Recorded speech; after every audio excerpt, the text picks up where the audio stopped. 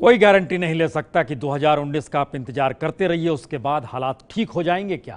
चलिए अब हम आपको एक दूसरी स्थिति दिखाते हैं। एक योजना बनाई गई किसानों के हक के लिए। पता चला वो योजना बिचौलियों और दलालों के हक की है। लिए चलते हैं मध्य प्रदेश। शिवराज राज में अन्नदाता का हाल कितना बदतर, ये तस्वीरों को देख लीजिए। जीता जागता सबूत है ये। पहली तस्वीर उज्जैन की, जहां व्यापारी और दलाल फर्जी बिल बनाकर सरकारी खजाने को चूना लगा रहे थे, और दूसरी मध्य प्रदेश के ही विदिशा की, जहां 12 करोड़ के सरकारी अनाज को ठिकाने लगाया जा रहा था, वह भी फर्जी तरीके से।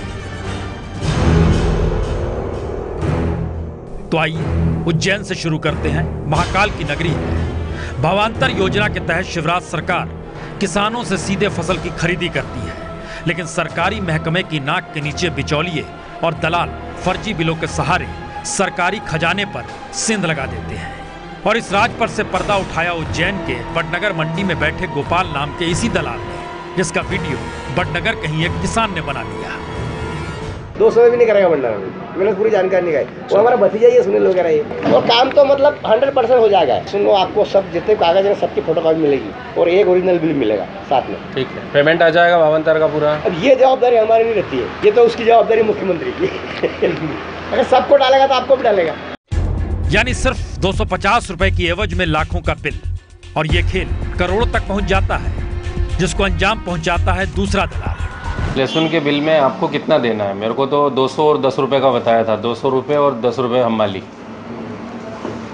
और मैं पूछ के बताऊँ ना यार, अब करने के कारण दर पकड़ थोड़ी होगी, जंग क्या।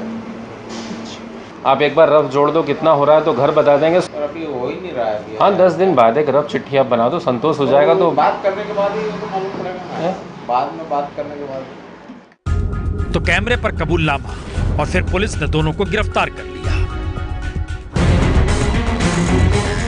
और जिस वक्त उज्जैन में सरकारी खजानों को लूटने का रेट फिक्स हो रहा था, उसी वक्त विदिशा में सरकारी अनाज की हेराफेरी का गोरखधंधा चल रहा था।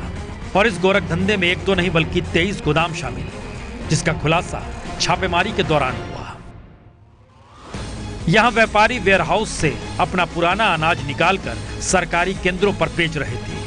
कीमत 12 करोड़ रुपए लगाई गई। लगभग वो 10 से 12 करोड़ का माल है वहाँ पे, और ये कलेक्टर महोदय को दिया गया है कि अनियमितता है, और लगभग ये 420 जैसा मामला है। जो भी नियमानुसार कार्रवाई उसे बनती है तो वो कलेक्टर महोदय के आदेश से आगे कार्रवाई की जाएगी। तो शिवराज सरकार योजनाओं के भरोसे पीठ थपथपाती है और किसानों की हिमायती होने का दम भी भरती है, पर समझना मुश्किल सरकारी योजनाओं का असली फायदा क्या वाकई किसानों को होता है या दलालों को, बिचौलियों को। ये है एबीपी न्यूज़, आपको रखे आगे।